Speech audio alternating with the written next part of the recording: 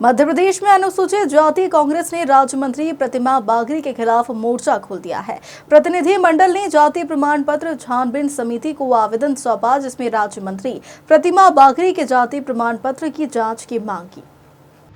मध्य प्रदेश सरकार के राज्य मंत्री प्रतिमा बागरी के जाति प्रमाण पत्र की जांच कराने के लिए मंगलवार को अनुसूचित जाति कांग्रेस के प्रदेश अध्यक्ष प्रदीप अहिरवार के नेतृत्व में प्रतिनिधि मंडल ने जाति प्रमाण पत्र छानबीन समिति के समक्ष शिकायत दर्ज कराई। शिकायत में कहा गया कि मंत्री प्रतिमा बागरी का जाति प्रमाण पत्र अवैध रूप से जारी किया गया है। वह अनुसूचित जाति वर्ग की न होकर ठाकुर राजपूत समाज से आती है।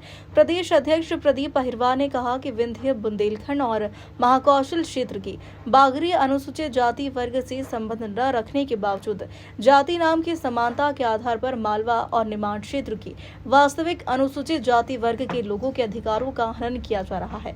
प्रदीप अहिरवार ने कहा कि छानबीन समिति को सभी दस्तावेज शपथ पत्र सहित सौंपे हैं और प्रतिमा बागरी की जाति प्रमाण पत्र को रद्द करने की मांग की। मध्य प्रदेश में अनुसूचित जाति वर्ग से अब अनुसूचित जाति वर्ग के लिए रेगांव सीट आरक्षित है और वहां से भारतीय जनता पार्टी ने अनुसूचित वर्ग से न होते हुए प्रतिमा बागरी जी को टिकट दिया और उन्हें मंत्री पद दिया। और अनुसूचित जाति वर्ग से प्रतिमा बागरी जी नहीं आती हैं, वो राजपूत जाति से आती हैं। और जो अनुसूचित जाति वर्ग में बागरी जाति आती है वो मध्य भारत में आती है।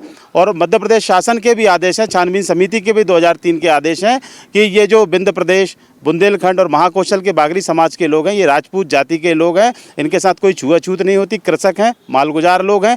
लेकिन भारतीय जनता पार्टी ने किस तरीके से अनुसूचित जाति वर्ग के लोगों की हकमारी की है, ये उसका उदाहरण है।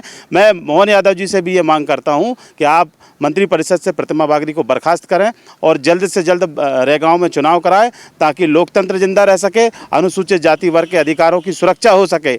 मैं आज अपने साथियों के साथ मैं दस्तावेज के छानबीन समिति में ये शिकायत लेकर आया हूं कि उनकी जाति प्रमाण पत्र की वैधता की जांच हो। और मैं दावे के साथ कह रहा हूं, मैंने उस दिन प्रेस कॉन्फ्रेंस में भी कहा था, लेकिन प्रतिमा जी ने किसी मीडिया के साथी को कहा था कि मैं मानहानि का नोटिस भेजूंगी।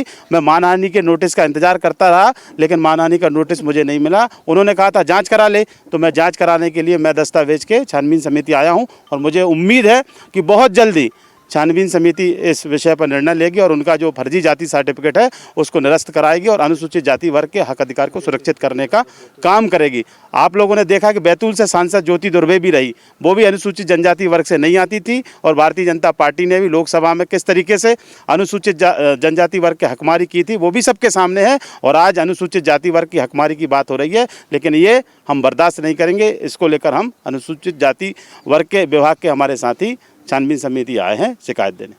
क्या आश्वासन मिला? बहुत जल्दी, मेरे ख्याल में 3 महीने के अंदर इस पर निर्णय आने की मुझे पूरी उम्मीद है। छानबीन समिति इस पर निर्णय लेगी और नहीं तो छानबीन समिति के विरोध में भी मैं पूरी ताकत से माननीय उच्च न्यायालय जाऊंगा।